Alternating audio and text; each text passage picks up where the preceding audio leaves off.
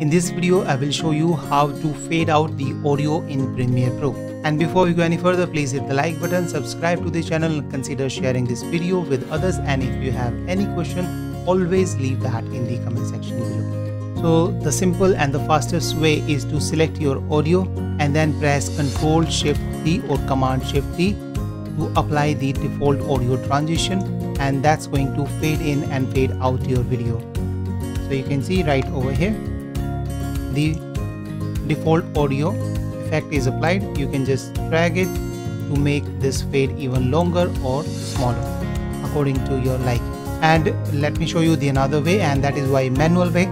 So all you have to do, just press Ctrl or Command and click anywhere to create a keyframe on the audio, and then once again press Ctrl and Command and create one keyframe, and then just click the second keyframe and drag it down, and that way you can create the fade out effect. And similarly you can do this in the beginning of the clip as well. So click to create second keyframe and drag it down.